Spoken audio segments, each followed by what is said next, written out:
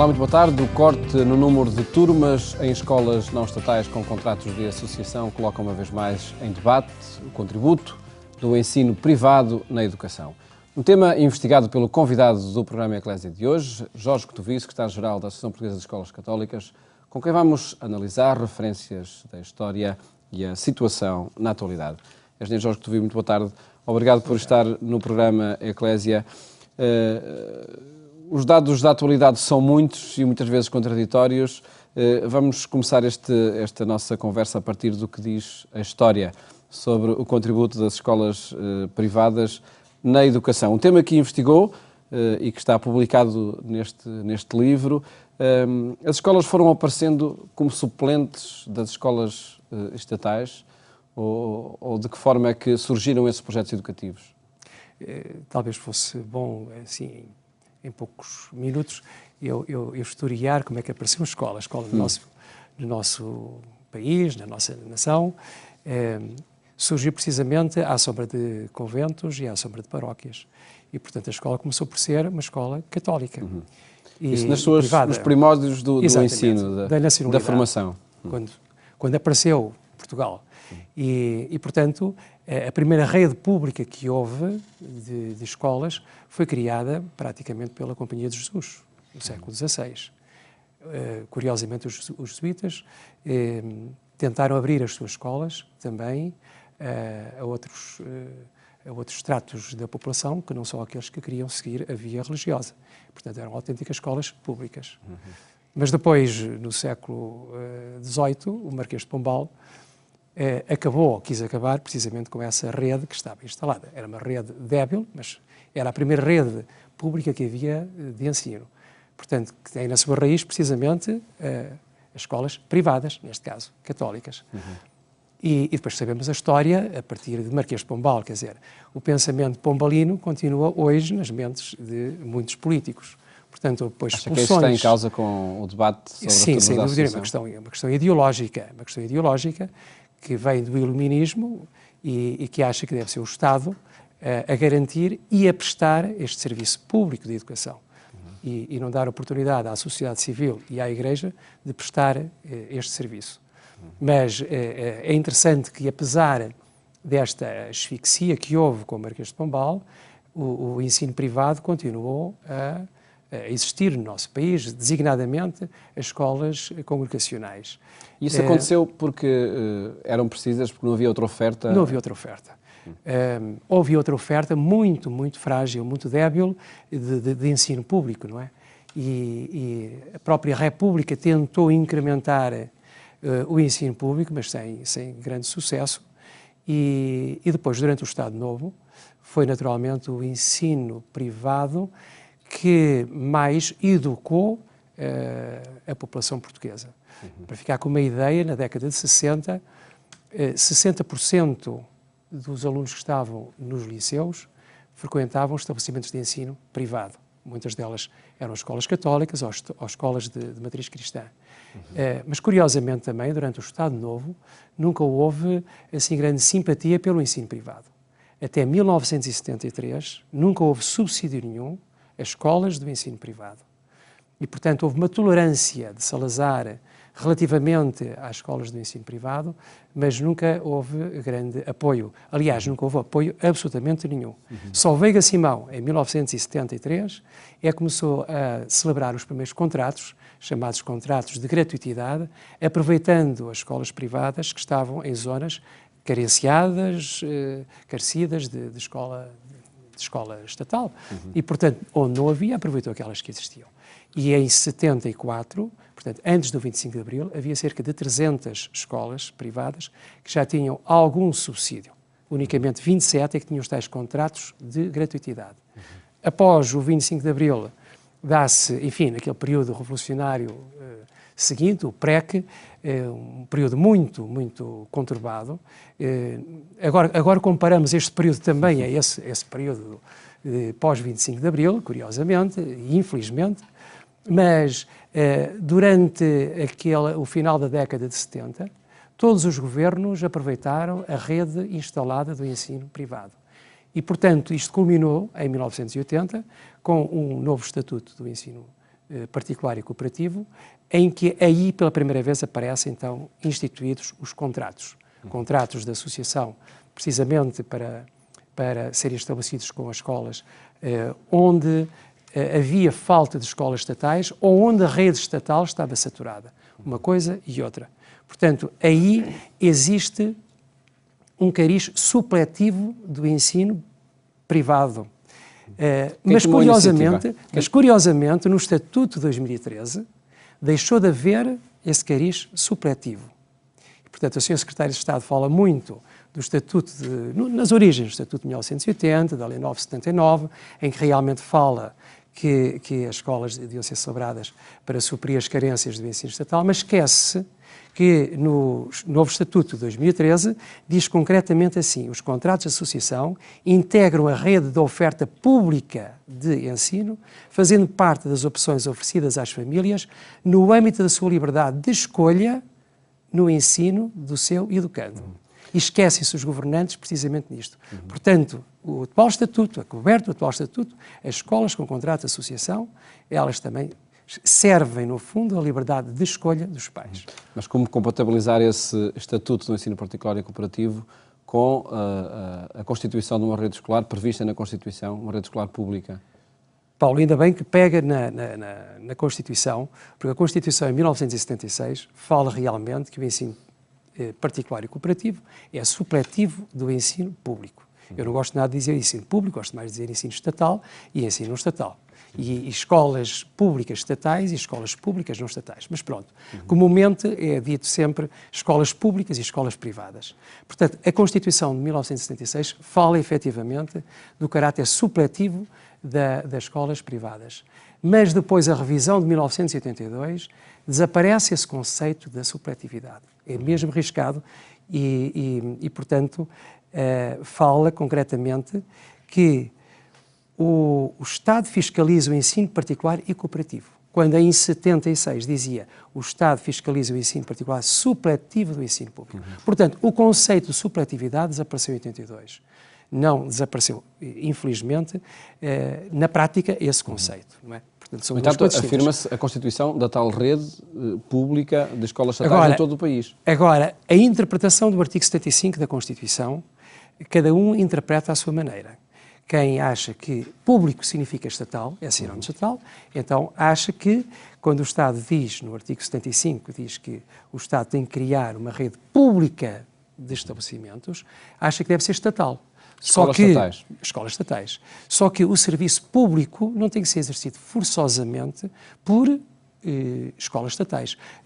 Também noutros setores, os transportes públicos não são exercidos unicamente por transportes por iniciativa estatal. Até pelo contrário, existem mais transportes públicos que são de caráter privado do que estatal. Como a nível, por exemplo, da saúde, e que este governo até está a incrementar o serviço público o Serviço Nacional de Saúde pode ser exercido por entidades privadas. O caso mais paradigmático é o Hospital Central de Braga, que é de iniciativa privada e é um hospital aberto a todos. Quando falamos em público, a interpretação de público deve ser sempre é algo que tem que ser aberto a todos, que é o que sucede precisamente com as escolas públicas não estatais, ou seja, as escolas privadas com contrato de associação, que obrigatoriamente têm que ser abertas a todos e não podem ser seletivas. Mas ainda relativamente à Constituição, fala-se muito no artigo 75, mas esquece o artigo 43.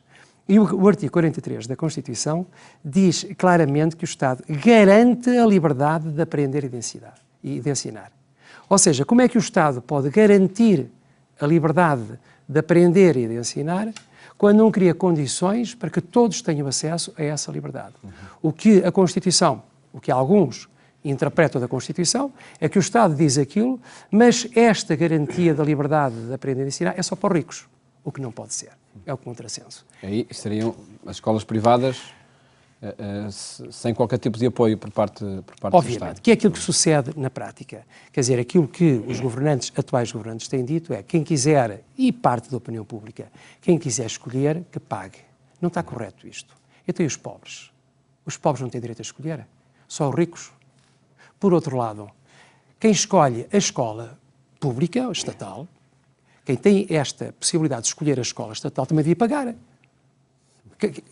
A liberdade de escolha é para uma coisa e para outra. O pressuposto é que os impostos de cada um também são para a educação, não é? Exatamente, exatamente. E, portanto, aquilo que nos parece, que nós estamos convictos, e segundo a Constituição, é que devia haver esta liberdade sem encargos acrescidos para os pais.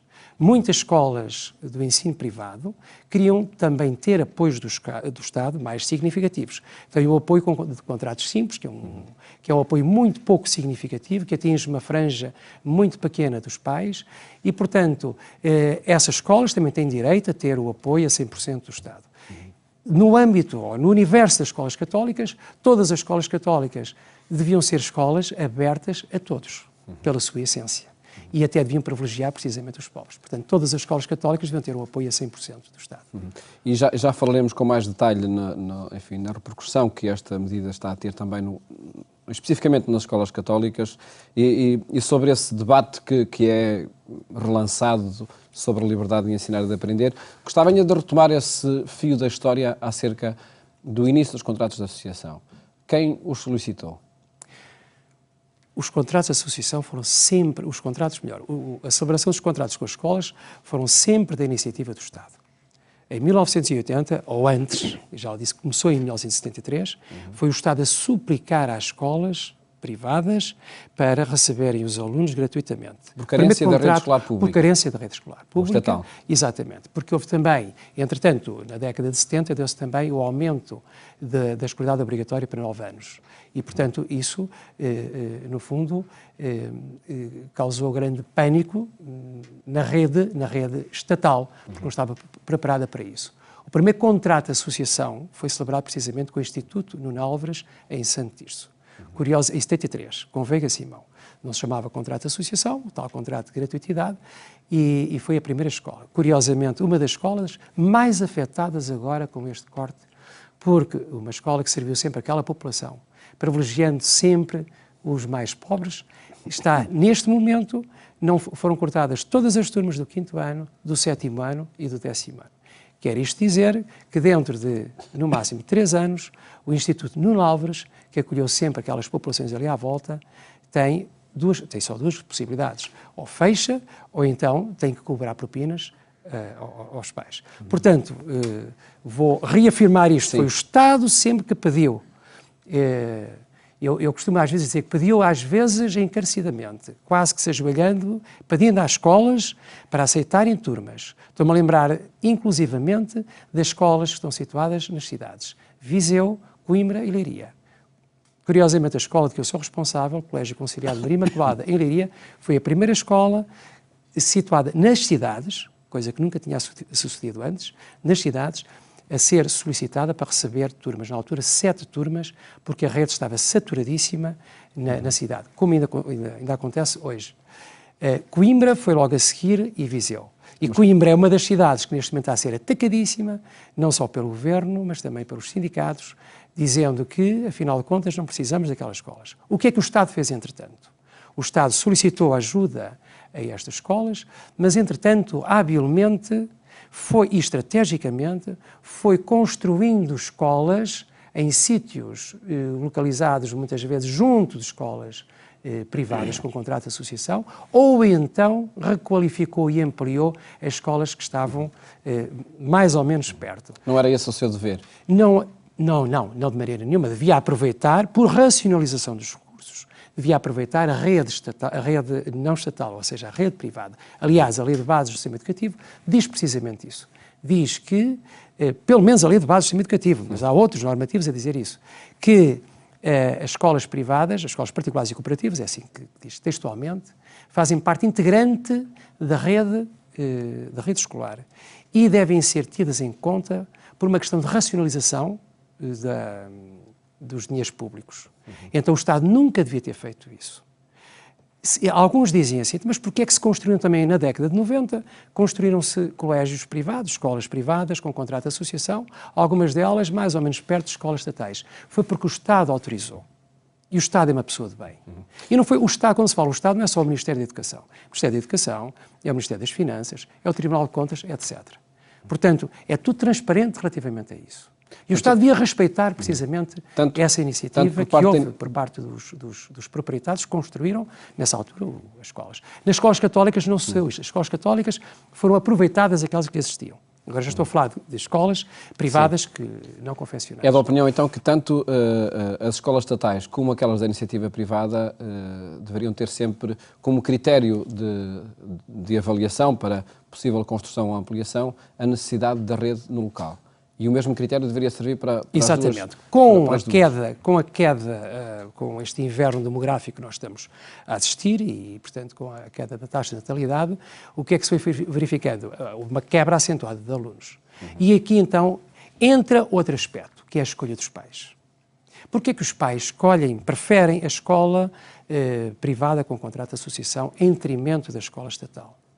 Porquê é que será? O Estado devia questionar isto. Porquê? Quando a escola privada até é mais barata, e atenção, Paulo, mais barata do que a escola estatal. Numa investigação que eu fiz antes desta, eu investiguei isso em Coimbra e ficava a cerca de metade do preço da escola estatal. Por isso é que o Estado não lhe interessa absolutamente nada pôr esta questão transparente. Nunca diz claramente qual o custo de uma escola. Atira números, depois confunde a população, mistura primeiro ciclo com o segundo e terceiro ciclo e compara as coisas. Ao passo que na escola privada com contratação, toda a gente sabe quanto é que fica cada turma. 80.500 euros. É transparente.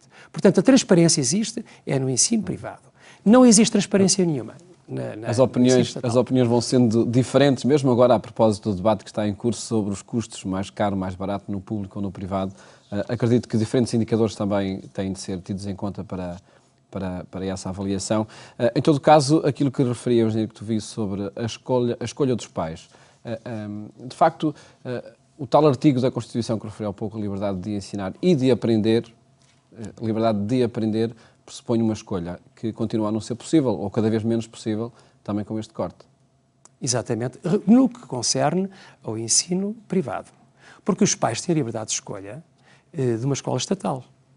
E agora faz-me... Mas há critérios geográficos também aí, por exemplo. Há vários critérios. São 8 critérios que aparecem no despacho das matrículas. Existem 8 critérios. E não é só da área geográfica. Aparece critérios como se está no agrupamento ou não, portanto, se esteve no pré-escolar, primeiro ciclo, nesse agrupamento, e a maior parte das escolas privadas com contrato de associação até são agrupamentos, e, portanto, a minha escola, por exemplo, tem alunos desde o pré-escolar, primeiro ciclo, e estou na iminência de alunos do 4º ano terem que sair deste agrupamento para ir para uma escola estatal, que os pais não querem. Portanto, e depois tem os irmãos, se têm irmãos lá ou não, tem o critério da área geográfica, tem o critério da área de trabalho dos pais, e depois também sucede o seguinte: se um pai de uma determinada localidade quiser pôr noutra localidade situada a 20 km, pode fazer isso, desde que a outra escola tenha vaga. Havia esta liberdade dos pais. Este ano, há cerca de um mês e pouco, concretamente em 14 de abril, saiu o despacho normativo 1H, em que, para o ensino privado, existe uma condicionante, que é unicamente a área geográfica. Portanto, desaparecem todos os outros critérios e só se podem matricular naquela escola os alunos que residem naquela área geográfica. E, portanto, tem aqui o outro fator que vai ainda complicar muito mais a situação dramática das escolas. Há 21 escolas que escaparam, podemos assim dizer, a estes cortes. Mas se este despacho normativo for levado à letra, sucede que todas elas vão ser afetadas. Porque muitas vezes sucede, o quê? Que os pais não residem lá, mas trabalham naquela zona. Ou têm lá irmãos, ou porque querem unicamente. Portanto, existe aqui mais um aspecto discriminatório relativamente ao ensino estatal. As regras que inicialmente eram as mesmas passaram, desde há um mês e pouco, a ser diferentes. Tudo isto, Paulo, tem uma intenção ideológica subjacente e, portanto, existe uma intoxicação da opinião pública relativamente a vários aspectos em que existe uma inverdades ou mesmo mentiras. Uma delas, por exemplo, é quando o Primeiro-Ministro ou o Secretário de Estado dizem que estão a cumprir os contratos, não cumprem contratos nenhum. No ano passado foi acordado um contrato, houve cedências das escolas privadas com contrato de associação, por isso mesmo é que se celebrou esse contrato, por 3 anos, e depois tem o desplante, os governantes dizem que estão a cumprir o contrato. Estão a cumprir o contrato unicamente para os anos de continuação. Mas o contrato ano passado era durante 3 anos, as escolas podiam também nos anos iniciais manter as mesmas turmas que acordaram no passado. Turmas em cada início de ciclo. Esta é a primeira mentira. E depois existe uma série de mentiras a seguir, como os custos que falámos há bocadinho, por exemplo, em que não se cede. E felizmente também que o debate vai acontecendo na opinião pública e através dos meios de comunicação social, com diferentes pontos de vista. Aqui o objetivo foi, neste programa, apresentar de facto enfim, as raízes históricas do ensino, das ofertas privadas no ensino. Há um aspecto, o engenheiro Jorge Tofia é secretário-geral da Associação Portuguesa de Escolas Católicas e interessava, a terminar o nosso programa, perceber até que ponto é que esta medida vai afetar as escolas católicas que têm contrato de associação. Obviamente que afeta todas as escolas católicas com contrato de associação, mas, Paulo, eu queria alargar mais este debate para outro âmbito e não ficar circunscrito aos contratos de associação. Nós, como escolas católicas, como associação, defendemos que deve haver liberdade de escolha para os pais e que os pais não têm que ser penalizados quando escolhem uma escola privada. A escola católica deve ser uma escola aberta a todos e, portanto, devia ser gratuita, não devia cobrar propinas. E aquelas escolas católicas que cobram propinas não é porque querem selecionar os alunos, é porque não têm outra hipótese que não esta. Portanto, nós vamos continuar a debater-nos, é precisamente por este debate nacional que convence os governantes e até esclarece a opinião pública relativamente ao benefício que é para todos de haver esta liberdade de escolha. Os pais escolhem a escola e não têm que ser penalizados pelo facto de escolher uma escola confessional, ou uma escola não confessional, ou uma escola estatal. Não somos contra as escolas estatais de maneira nenhuma e somos a favor da liberdade dos pais escolherem a escola para os seus filhos. Uma oportunidade, por certo, para debater novamente esse tema, sempre presente neste mundo da educação. Engenheiro Jorge Tofia, agradeço ter estado aqui no programa Eclésia. Mais logo nós fazemos-lhe companhia também na rádio, na Antena 1, pelas 22h45. Desejo uma boa tarde. Até amanhã, se Deus quiser.